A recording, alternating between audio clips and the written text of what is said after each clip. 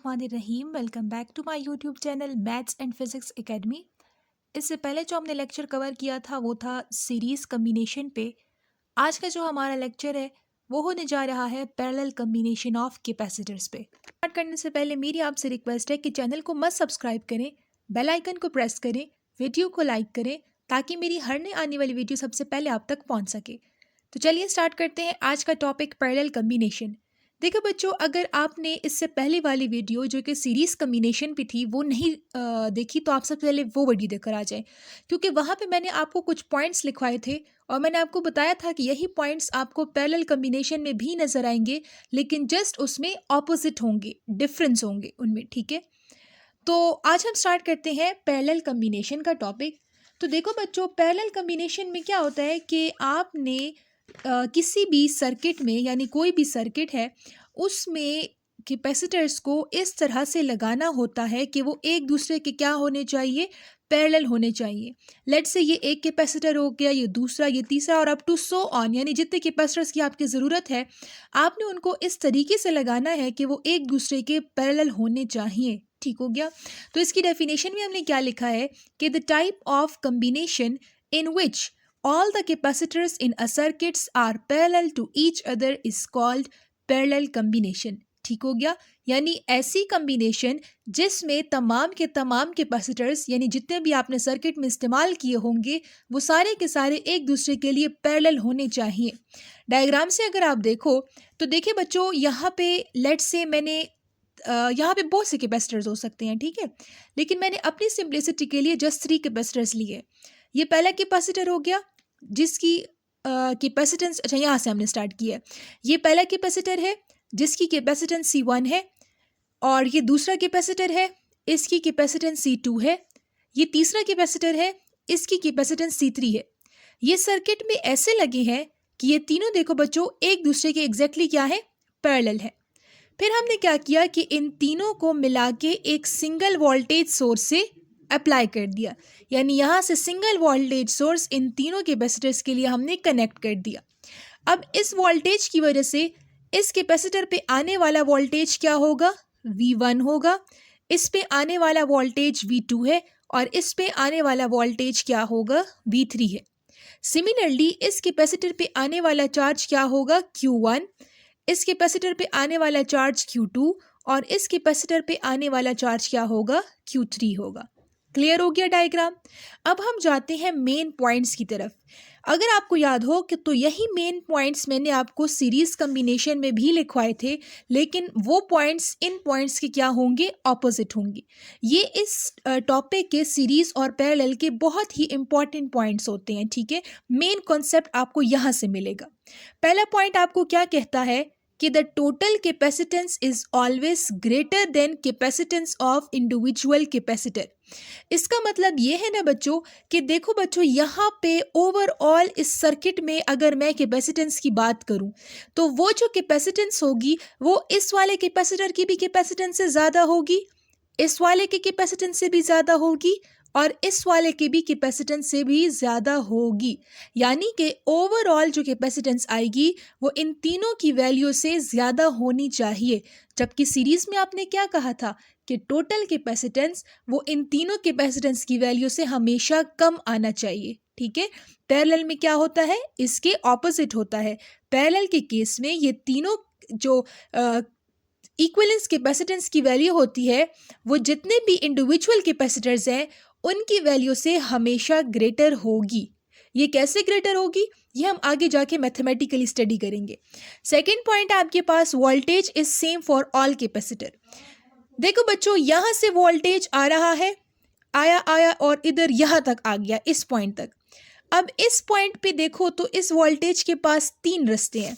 जैसा कि let's say ये एक रोड है, ठीक है, अब ये रोड आगे जाके स्प्लिट हो गया 3 हिस्सों में। ठीक है, वो एक चौक जो होती है, ठीक है, ये रोड है और ये आगे जाके 3 हिस्सों में तकसीम हो गया। फिर कहीं आगे जाके ये तीनों रोड फिर से मिलेंगे। ठीक है, लेट्स से ये यहाँ पे आके फिर से मिल गए, अगेन आपके पास वही सिंगल रोड बना। कहने का मकसद ये है कि यहाँ से आने वाला वोल्टेज इन तीनों हिस्सों में इक्वली डिवाइड होगा, फिर दोबारा यहाँ से टोटल वही वोल्टेज आगे आएगा। यानी कि यहाँ पे आने वाला वोल्टेज इक्वली इसके पास भी जाएगा, इसके पास भी जाएगा और इसके पास भी जाएगा।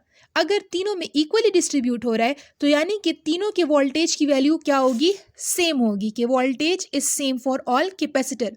जबकि आपने सीरीज में क्या देखा था कि voltage divides across the circuit, और पैरेलल में आपने क्या देखा कि वोल्टेज क्या होगा, सेम रहेगा तीनों कैपेसिटर के लिए। थर्ड पॉइंट है आपके पास, द करंट डिवाइड्स अमंग 3 और n नंबर ऑफ कैपेसिटर। 3 मैंने यहाँ इसलिए लिखा क्योंकि हमने 3 कैपेसिटर इस्तेमाल किए हैं, लेकिन अगर आपके पास ज़्यादा कैपेसिटर होंगे तो आप उसके लिए n number of capacitor, n कोई भी वैल्यू हो सकती है, ठीक है। देखो बच्चों, इस पे आने वाला चार्ज इसकी कैपेसिटी पे डिपेंड करेगा। इसकी कितनी कैपेसिटी होगी उतना चार्ज ये स्टोर करेगा, इसकी जितनी कैपेसिटी होगी उतना चार्ज ये स्टोर करेगा, इसकी जितनी कैपेसिटी होगी उतना चार्ज ये स्टोर करेगा। कहने का मकसद ये है कि तीनों पे आने वाला चार्ज क्या हो जाएगा, डिफरेंट हो जाएगा, डिवाइड हो जाएगा। ठीक हो गया बच्चों, ये 3 मेन पॉइंट्स हैं।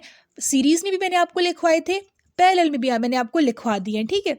अच्छा बच्चों, आगे आपके पास है मैथमेटिकली, अभी इन्हीं पॉइंट्स को हमने मैथमेटिकली क्या करना है, प्रूफ करना है।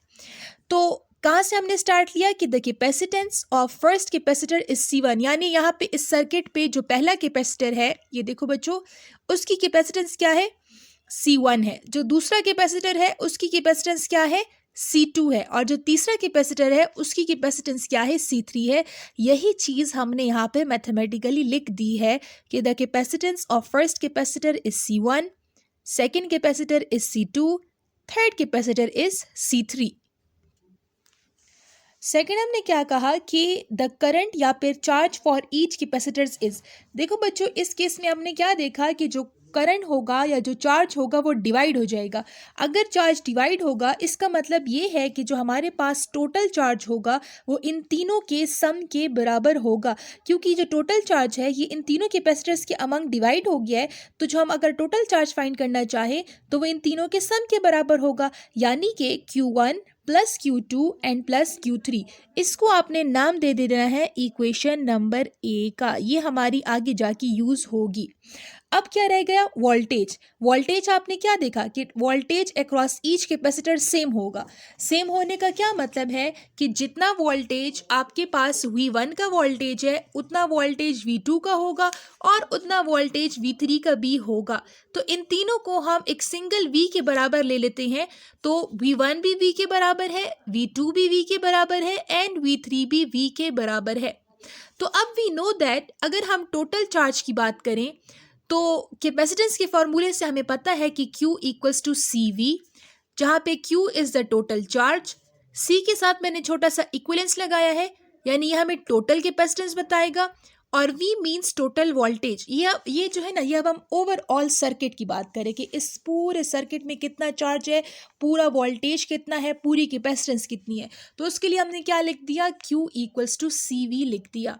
अब अगर आप फॉर कैपेसिटर 1 चार्ज की बात करो तो क्या हो जाएगा, इधर भी Q1 आ जाएगा और इधर C1 आ जाएगा, और V1 तो V के ही बराबर है, इसलिए यहाँ पे V ही रहने दिया हमने। फिर अगर हम फॉर कैपेसिटर 2 की बात करें, क्या हो जाएगा कि चार्ज भी Q2 बन जाएगा, कैपेसिटेंस भी C2 बन जाएगी, V सेम रहेगा क्योंकि V2 भी V के बराबर है। और अगर आप थर्ड कैपेसिटर की बात करोगे तो V3 भी V के बराबर है, चार्ज Q3 बन जाएगा एंड कैपेसिटेंस भी क्या बन जाएगी, C3 बन जाएगी। इनको हमने नाम दे दिया equation number 1, equation number 2, equation number 3 and equation number 4। यही इक्वेशन 1, 2, 3, 4 आपने जो है इस इक्वेशन नंबर A में पुट कर देनी है। इसकी जगह Q1 की वैल्यू, इसकी जगह Q2 की, इसकी जगह Q3 की, और यहाँ पे तो अपनी Q की वैल्यू आएगी। तो आपके पास जो इक्वेशन बनेगी वो कुछ इस फॉर्म में बन जाएगी। ये Q की वैल्यू हो गई है, ये Q1 की, ये Q2 की, ये Q3 की। इन तीनों में से हमने वोल्टेज को कॉमन ले लिया, ये वाला वोल्टेज कैंसिल हो जाएगा और हमारे पास C इक्विवेलेंस का फॉर्मूला आ जाएगा C1 plus C2 plus C3। अब अगर यहाँ पे n नंबर ऑफ कैपेसिटर्स हुए तो ये फॉर्मूला कैसे होगा कि आपने इसको आगे जाके इस तरह कंटिन्यू करके और इधर Cn लिख देना है। ठीक हो गया। अब देखो ये बहुत ही इंपॉर्टेंट फार्मूला है जो कि आपको टोटल कैपेसिटेंस या फिर इक्विवेलेंस कैपेसिटेंस बताता है in case of parallel combination. अब हम जरा प्रूफ करते हैं एक एग्जांपल से कि क्या वाकई इक्विवेलेंस कैपेसिटेंस की वैल्यू इंडिविजुअल कैपेसिटर से ज़्यादा आती है कि नहीं। लेट्स से एक एग्जांपल से समझाती हूँ, ठीक है। लेट्स से C1 की वैल्यू है 4 फैरेड, C2 की वैल्यू है 3 फैरेड, C3 की वैल्यू है 10 फैरेड। आपसे कोई कहे कि अब आप मुझे निकाल के दो C इक्विवेलेंस, तो आप कैसे निकालोगे कि C equivalence equals to C1 plus C2 plus C3। C equivalence equals to C1 की जगह 4, C2 की जगह 3, C3 की जगह 10। तो C इक्विवेलेंस बन जाएगा 10 प्लस 4 14, 14 प्लस 3 17। तो ज़रा मुझे एक बात तो बताएं बच्चों कि ये जो इक्विवेलेंस कैपेसिटेंस की वैल्यू आई है, ये वैल्यू ये इससे कम है कि ज़्यादा है? C1 से ज़्यादा है। C2 से ज़्यादा है? बिल्कुल ज़्यादा है। C3 से ज़्यादा है? बिल्कुल ज़्यादा है। इसका मतलब क्या हुआ कि in case of parallel combination equivalence capacitance is always greater than the individual capacitance. ठीक है, यानी इंडिविजुअल कैपेसिटेंस की जो कैपेसिटेंस होगी इक्विवेलेंस कैपेसिटेंस हमेशा उससे ज़्यादा आएगा। क्लियर हो गया बच्चों? तो ये था बच्चों हमारा आज का टॉपिक पैरेलल कॉम्बिनेशन। इसके साथ ही हमारा ये चैप्टर कंप्लीट हुआ जाता है। इंशाल्लाह इसके बाद हम कोई नेक्स्ट चैप्टर स्टार्ट करेंगे। Exam notes hand written heading के साथ आपके साथ मौजूद है। चैनल को सब्सक्राइब करें, बेल आइकन प्रेस करें, वीडियो को लाइक करिए। तब तक के लिए अपना बहुत सारा ख्याल रखें। अल्लाह हाफिज़।